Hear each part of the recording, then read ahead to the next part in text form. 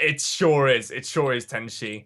That being said, though, we are ready for our next game, and let's jump into it. It is going to be our final series. And, well, Tenshi, I'm actually going to let you have the honors this time. Thank you. I appreciate it. And here we are, ladies and gentlemen, on Coda. Our first player in the bottom right. In the blue, he is Zerg, and he is Raivotar. Here in the final deciding match. And his opponent in the red spawning top left, it is going to be Erik.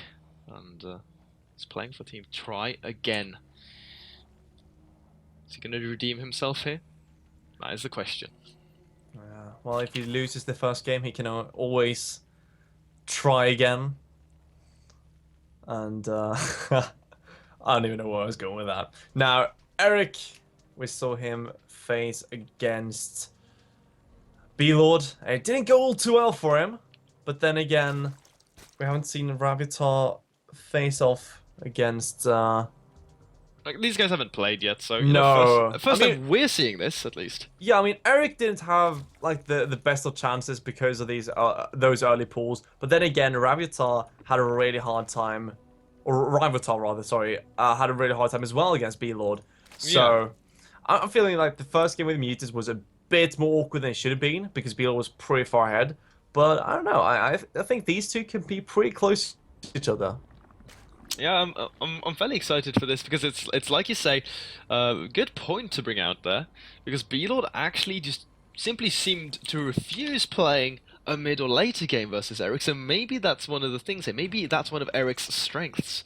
So it's going to be interesting to see how this game is going to be panning out here before us. You know, maybe that's something to read into. What do you think? Perhaps, I don't know though, I think B-Lord maybe just trying to be cheeky as well. Go for like maybe, easy win? Yeah, I think so. Maybe he knows that Erik tends to go for the greedy opener as well, because although you can be good in the later stage of the game, ZVZ is not really the matchup where you're going to have one who's really good in the late game and one really good in the early game. It's more often that you have your stylistic preferences rather. Oh, okay. So it sort of comes down to how the two individual players' styles collide. Yeah. And then you'll see, like we've said before, ZVZ a matchup about intuition, what decisions they sort of make on their way, heading in the direction that they want to be playing. That's actually a very, very good way to put it. Now, here's the thing though.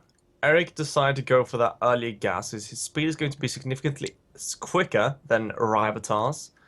Now, the question is, does Raivotar still go for speed, or does he go straight for that lair?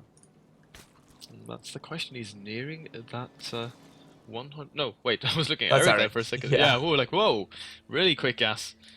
Yeah, we're just talking about slow gas. Slow gas, man. That's the best kind of gas. But so we see Erik here. He's at 124. He's banking some. He's not started that speed. Are we going to be seeing a fast lair out of him here, or maybe he'll drop down the Roach one, get that +1 ranged attack? Try to put, go for some Roach play. I kind of feel as if it's going to be Lair, though, and Spire. Yeah, well, he's still mine with those 3 work. Actually, 2 workers. Ooh. 2 workers. This is interesting. This is something you do if you want to go for, like, massive speeding with some Baning. But then you'd add 2 workers after your Baning nest. So 2 workers right now? This is interesting. Let's see what he decides to go for. It doesn't look like Mutas in that case. Could just be into Roaches, but could also be some delayed Baning play. Okay, so we have a set of options here for Erik. We'll see how will Raivotar be able to read into this in any sense. Right now, both of players just droning. Raivotar starting that Baneling nest. Lair begins here for Erik. Wait, does he really go into Mutas from this? Maybe he's trying to fake out Raivotar, but he let him see the two drones in gas, I believe. Yeah. So he does decide to go into the lair and the Roach one. The thing is, the times are kind of off, because usually when you go Roaches, you want to go for the Evo first to get the +1, then the lair, so you can get your speed. And oh, he cancelled lair. What? This is getting awkward. This is getting really odd. What is he doing? So, okay, well, he started that Roach one at the front. No evolution chamber. He's mining off of 2 gases. So suddenly, That's a Banus. Okay, so Erik is going for an all-in, I think, just off of this. Like, he He's getting his Roach Warren, Bayonets, no follow-up, no land. He's on 2 gases. Like, if he now goes into upgrades, it's not unheard of, but just about. Like, it's insanity. Okay, so Raivotar sending a few lings across, looking for a third, seeing nothing, gonna come up here. See a wall off, not gonna be able to break that. But so okay, this is something that I've actually personally not seen. I don't think I've ever actually seen this exact kind of way to play in a ZVZ, where you go for a land and cancel it. It wasn't even scouted, so it's not like a fake. He just changed his mind. Yeah, so like that is a little dangerous, I have to say though, in StarCraft 2, because like you go halfway towards in a certain direction and suddenly change your minds and just decide to back off. That can give your opponent some valuable time to not like hardcore prepare for what you're doing specifically, but nonetheless just having more time to perhaps get more units or whatever they're now up to. And now he's going to see these roaches controlling this tower.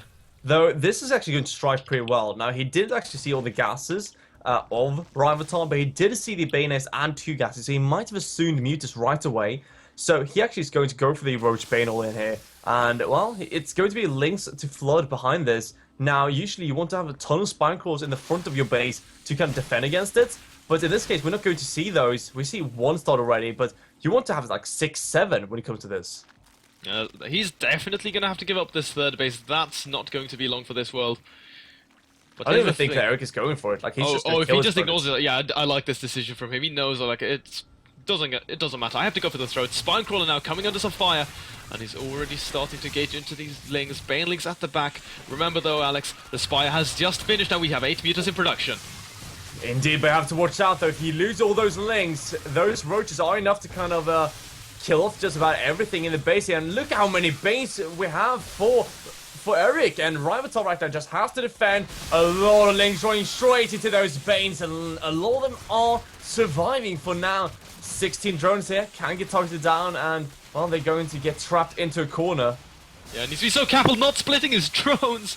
Oh, that's so painful to watch. 30 drones have already gone down here for Raivotar.